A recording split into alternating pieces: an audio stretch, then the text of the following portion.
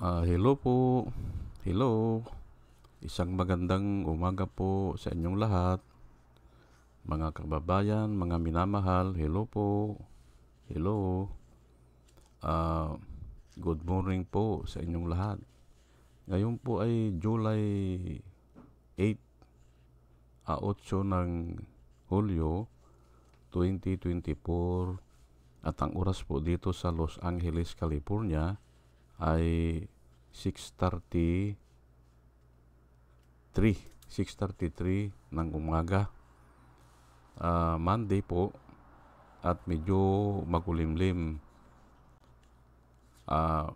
Katulad ng dati ay nais kong mag-vlog patungkol po dito sa napansin ko kasi itong nakaraang linggo. Marami na ang mga pangalan na nababanggit sa mga linya ng mga senador. Opo, kanya-kanya silang linyada. Ayan po ang tatalakayin ko. Pero nakakalimutan nila yung dapat nating gawin. Opo, kaya naisipan ko na mag-vlog po dito patungkol dito sa hybrid election. Napansin ko kasi ay ang dami ng pangalan na sinasama nila sa line-up ng mga kandidato ng mga senador, pero walang nagbabanggit ng hybrid election. Naaawa nga ako doon sa doon sa mga yung TN Trayo at saka yung mga vloggers na nagsisikap na ipaalam sa mga tao na dapat sa susunod na eleksyon po ay hybrid election na tayo. Huwag nang computerized. Yan po. Naaawa na po ako sa kanila kasi parang nakakalimutan na sila. Opo.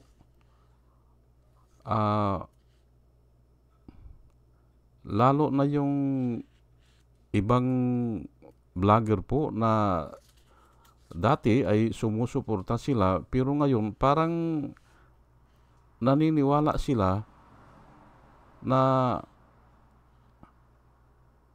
yung eleksyon ay walang dayaan. Yun po ang nangyayari ngayon Nadadala po sila o palagay ko nadadala sila doon sa mga balita na yung mga line-up ka. Pero huwag po nating kalimutan na ang ilaban po natin o ang isikap natin ay tanggalin na yung computerized election at i-hybrid na lang. Opo. At yan po ang i-discuss ko ngayon dito. At malamang ito ay i-replay ko na lang ito ng i-replay. Babaguhin ko na lang ang title kasi marami na rin akong vlog na ganito Pero ito, sisikapin ko po na maintindihan ng maigi, ng nakararami. Ayan po ang gagawin ko ngayon. Pero bago ang lahat ay hayaan nyo muna po na pasalamatan ko yung batch number 2 po. Opo, ito po sila na sumusuporta sa atin. Ito po sila salamat po sa inyong lahat. Kay Pusikat, kay Doris May, kay Antonino, kay Ronel, kay A.B. Cumpio, kay Joey Valenzuela. Third, pangatlo, Yoser NB, Parot, Pabs Naranja, Ronel Solier, Padua Lloyd Trabiel, Andre Sirnario, Jonah Canao, Rosana Kawili, Ber Orozco, Ernie Calyago, Christine Duranas, Digna Umali. Salamat po sa inyong lahat. Julie Antan, Jose Labier Niabot, Andy Gimpaw, User GH, RC Guillermo, Joseph Angelo, Mayra Medina, Rafael Aquilatong, Mayet Hensyo, Dio Yanong, Pilya Lagenyo, Mr. Yang Toy, Emilita Roa, Monica Dongsao, Richard Jamura, User KK, User XQ, Nelson Nukop, Salvacion Akisar, Sinaida San Andres, Joey Chavez, Ramon Junior Rojas, Hael Villarreal, Rose Jack Normi, Arnel Araujo, Vicente Tablati, Sweet Potato, Coco Guid, Orly Nunez, Estrella Rumbano, Arian Mendoza, Nieves Olaviris, Aldrin Impalmado, Malaya Mendoza, Rolando Dordas, Mer Cabrera, Rolando Olivier Mamon ng La Paz, Iloilo, Ana Marie Aldisimo, Ili Casle, Marias Rivera, Marudaan at saka si Manuel Diwa. Salamat po sa inyong lahat. At ito naman po ang nire-recommenda ko po na vloggers na ating suportahan at panoorin po palagi. Ito po sila si Michael Apasible Bulletin, Attorney Insurrecto, Bunyog Pagkakaisa, Vlogcaster Armandin, Engineer Tuto Kausing, Aling Marie, Mr. Sa Totoo Lang To, Christian Isguera, PMTGR Vloggers, The Action Man, Roy Japan Tours, Divina Apostol, CG Pichay, Kapihan ni Art Tatago, Dame Diyos Journey, Kakamping, Ang Batas, with Attorney Claire Castro at saka yun si Ka Waldi Carbonel. Ugaliin po natin na makinig po sa kanila at marami po tayong matututunan at nakikita ko po na yung mga binablog po nila ay talagang totoo at para po sa ikabubuti ng bayan o para sa bayan. O sige po at tayo po ay tuloy-tuloy na sa ating topic ngayon. Ang title po ay Kanya-kanya ng linya sa eleksyon, hybrid election, nalilimutan na. Yan po ang title ko ngayon. O parang nakakaligtaan na yung nilalaban natin na dapat sa susunod ay mano-mano na ang pagboto at mano-mano na ang pagbilang ng boto sa precinct level. Ngayon, kung nabilang na at may record na po ang mga tao o yung mga naandon o ang mga poll watcher ay pwede nang ipadala electronically basta may record na po sa precinct level. Mahirap na nilang dayain yan. Basta naisulat na ng mga tao o napicturan na o kaya ay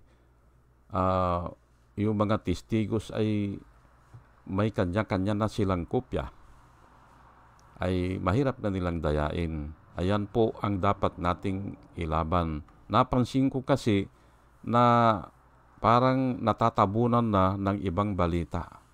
Opo, wag po tayong malito. Wag po tayong padala sa mga samot-saring balita.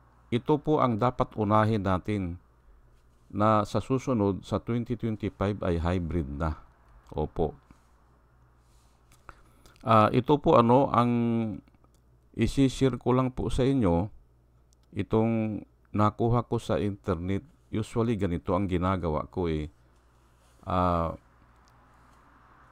para patunayan na talagang malaking dayaan yun nangyari noong 2022.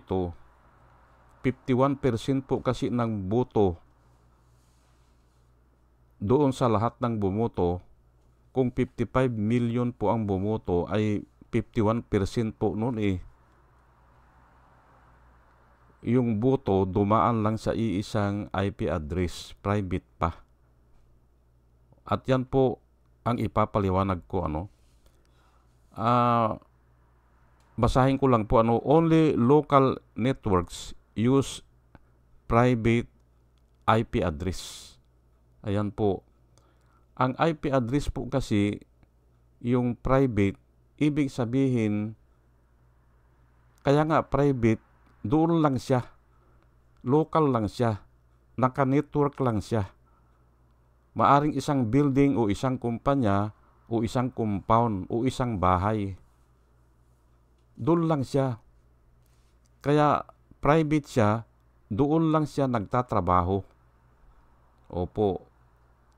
Hindi kasi kaya na bigyan lahat ng public IP address, lahat ng computer. Kaya nadiskubre yang pwede pala na kung may 20 na computer sa isang kumpanya, pwede pala na 1 o 2 lang ang public. Opo. Yung iba ay gagawin ng private.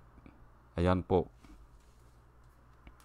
Para hindi mahirapan ang internet kasi nagbabagdown po sa dami po ng gumagamit. Ayan po kaya nadiskubre nila yung private IP address. Ngayon, ang private IP address po, hindi ka makakalabas doon sa network mo. Hindi makakalabas nang walang pahintulot doon sa tinatawag natin na router at may dadaanan pa na isa, yung modem. Ayan po. Pero kung minsan, magkasama na yan. Bibilhin mo 1 piraso na yan, yung modem. Ano po ang trabaho ng modem? Ang modem po ay siya ang umaayos ng requirement po ng internet service provider. Ano ba ang mga requirement? Aayusin ng modem. Lahat yun. Iaayos niya po yan. Siya ang nakikipag-usap doon sa internet service provider para magkaroon siya ng public IP address, yung modem. Ngayon, yung modem naman, kung marami talagang computer, kailangan pang isang router. Opo. Yun namang router ang mag-aayos ng lahat ng mga nakakabit doon. Kung 20 yan o 100 ng computer, ang mag-a-identify doon sa mga computer, which is private IP, ay yung router. Kaya kailangan may router. Ayan po They cannot connect to internet. Hindi nga makakonect yung private Hindi. Pero pwede yan. Dadaan siya. Makikidaan siya. Ganun po yan Bigyan ko po kayo ng isang example. Ako, yung computer ko sa opisina is a private po yun. Private. Ngayon, pwede akong mag-search doon. Pero nakikidaan ako doon sa router namin. Nakikidaan ako at doon sa modem. Kasi aayusin niya Halimbawa po, magre-research ako ng who is Jesus Christ. Magre-research ako, sino ba si Jesus Christ? Itatype ko lang po yan. Ngayon, lalabas yan, pero na-identify ng modem at saka yung router, ako ang nagre-request. Kaya pagbalik, segundo lang po yan pagbalik, marami ng website ang nagpapadala sa akin ng mga babasahin patungkol kay Jesus Christ. Ganun po yan. Na-identify po ng modem. At saka yung router. Ganun po yan. Pero ang purpose talaga ng modem ay para lang makakabit ka sa internet. Yan po. Pwede kasi na iisa lang ang computer ay modem lang ang kailangan mo. Modem. Pero kung marami ang ang computer ay kailangan mo ang router. Ganun po yan. However, a public IP address primary purpose is to connect to the internet. Ayan nga hindi ka kasi padadaanin ng internet service provider o ng telco, hindi ka padadaanin kung hindi ka ma-identify na isa kang public IP address. Ayan po. An internet service provider assigned public IPs to device on local network. Ayan po ina-identify sila Yan po ang trabaho. Kasi nga ay sinong sisingilin kung sino ang magbabayad kung hindi ma-identify yan, hindi ba?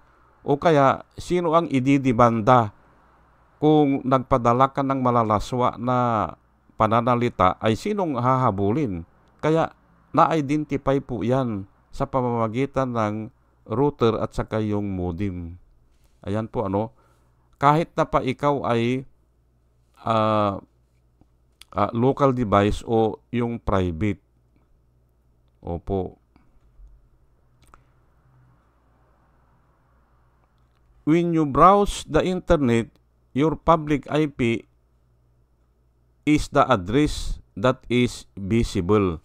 Ayan po, nakikidaan ka kaya nakaka-browse ka ng internet. Yung private po, yung private, nakikidaan siya. Dalawa ang dinadaanan niya, yung router at saka yung modem. Pero kung hindi ka private, didiretso ka lang sa modem. Yun po The easiest way to know if your IP address is public IP or a private IP is by looking at the IP number.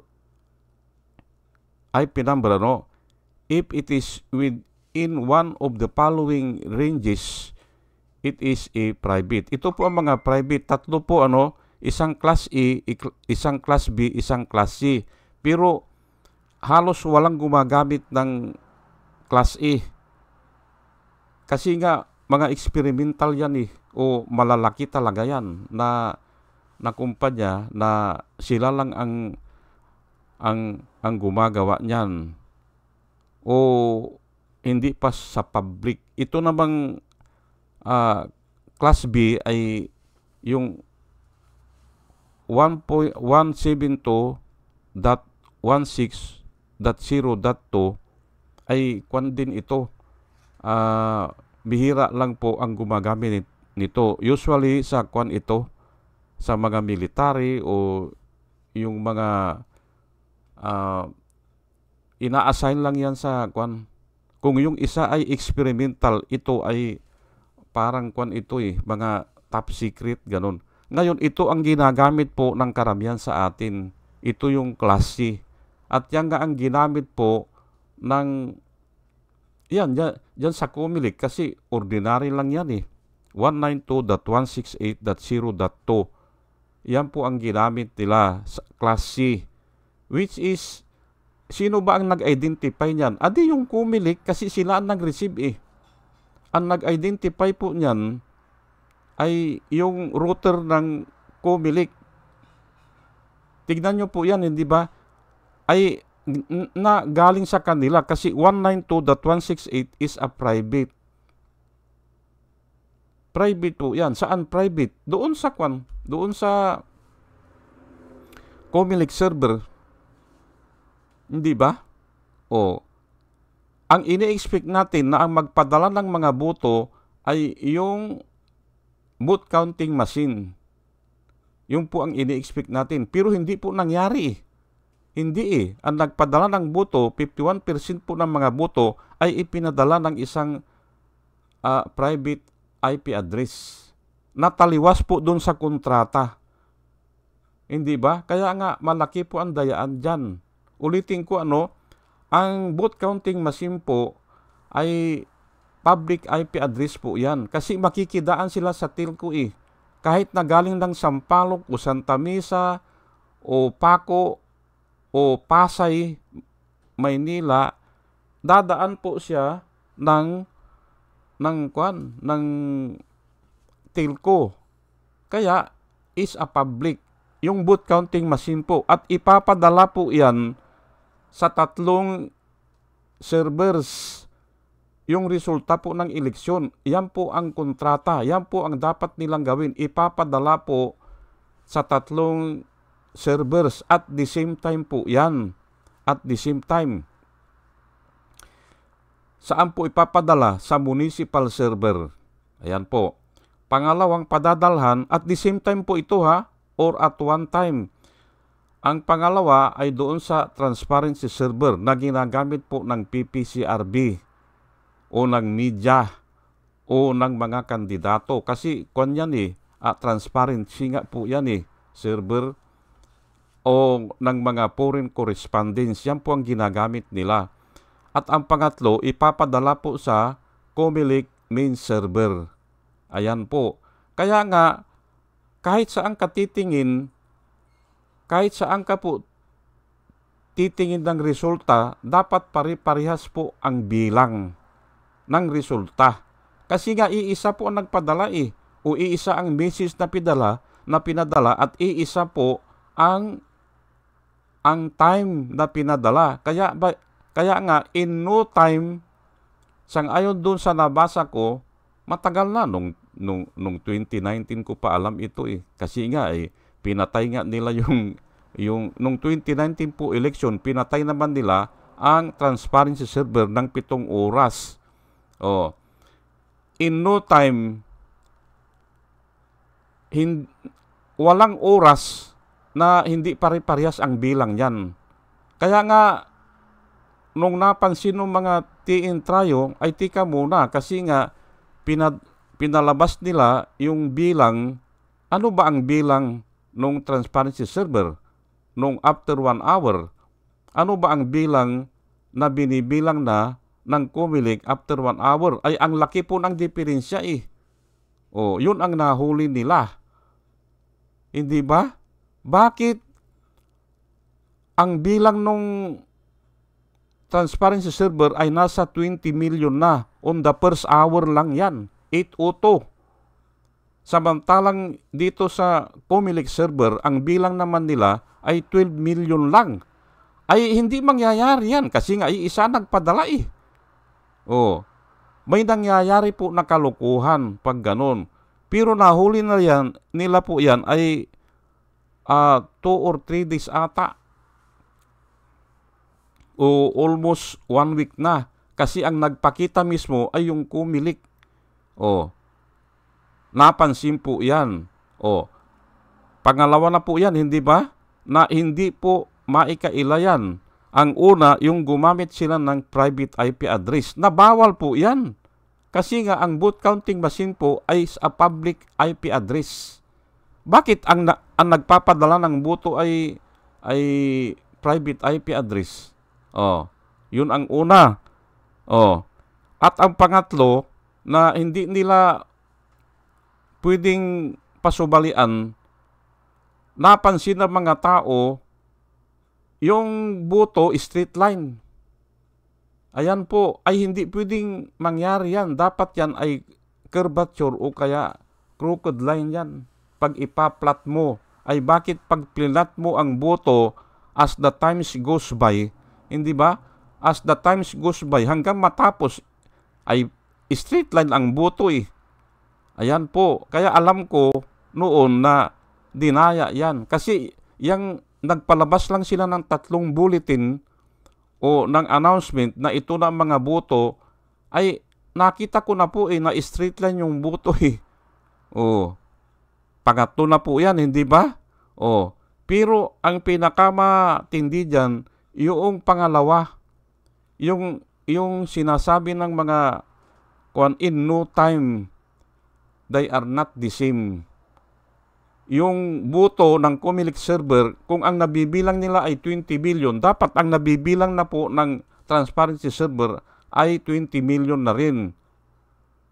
In no time nga na hindi sila the same. O kaya, at all times, or at any time Kailangan parehas ang bilang yan kasi iisa nagpapadala eh.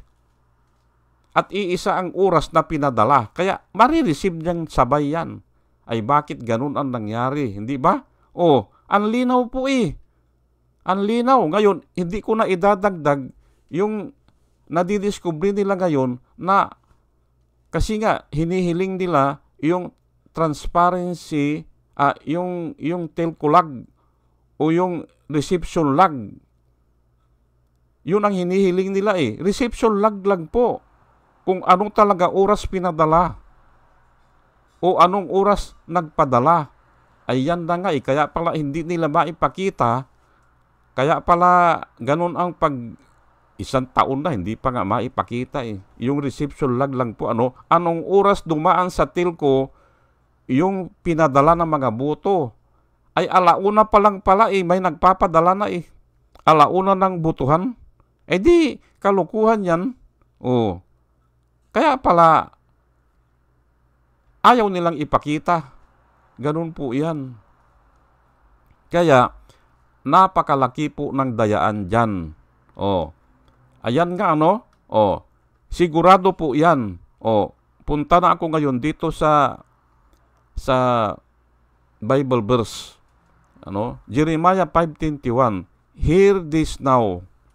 Sabi po ng Panginoon, O foolish people without understanding, who have eyes and see not, and who have ears and hear not.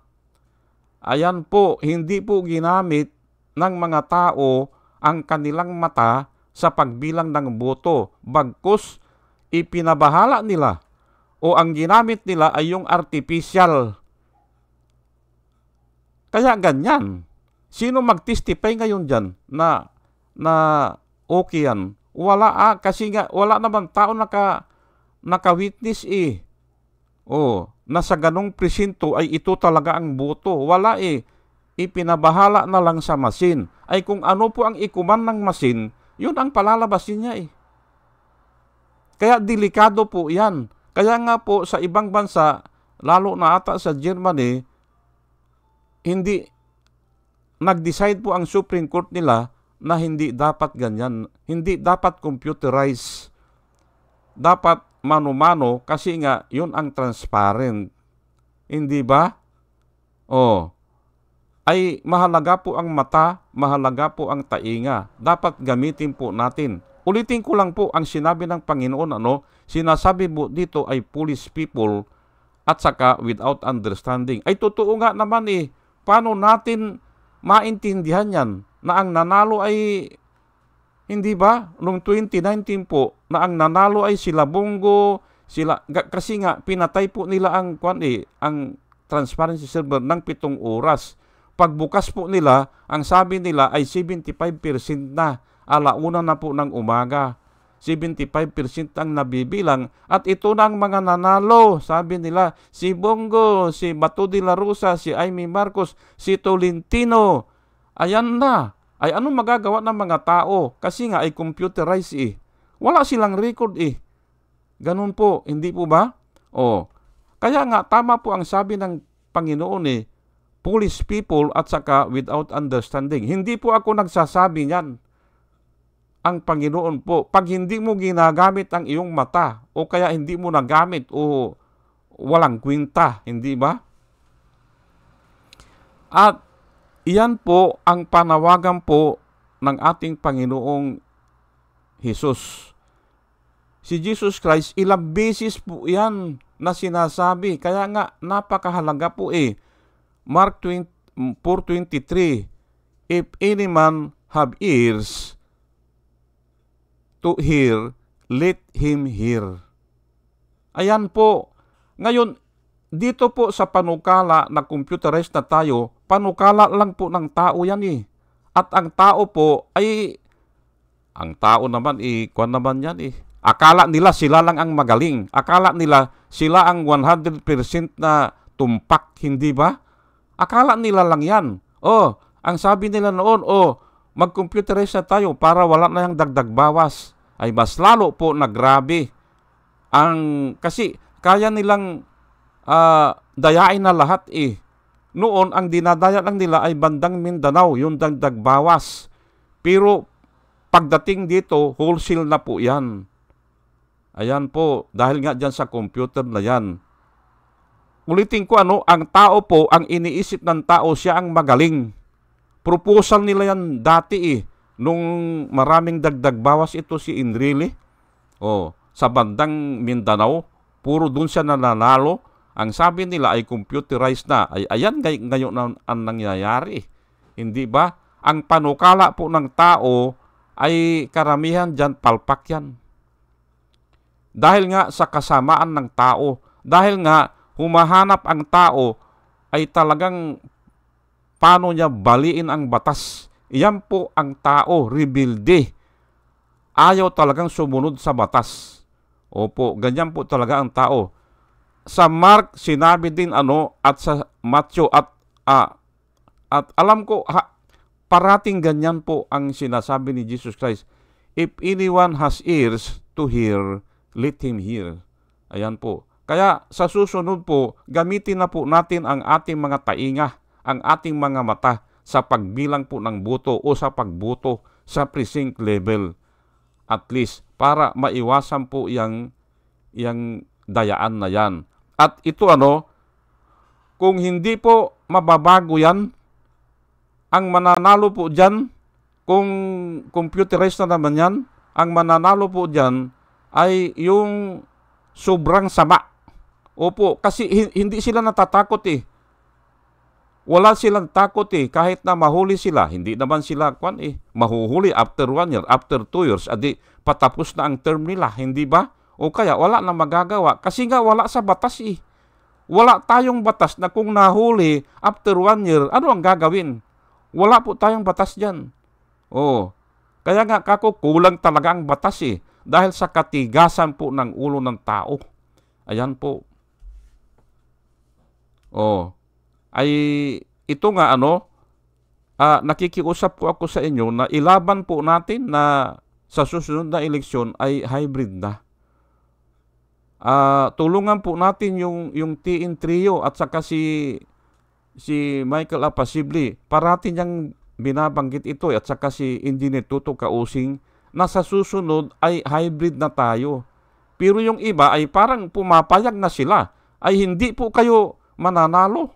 Lalo na itong bunyog na ito ay kung dayain nila yan. Hindi ba? Ano magagawa mo? Hindi ba? Itong bunyog, alam ko, malakas-lakas na ito Kasi marami ng supporter ito Pero nga, ay kung dadayain naman nilang eleksyon, di bali, wala lang. Hindi ba? Kaya ilakad po natin.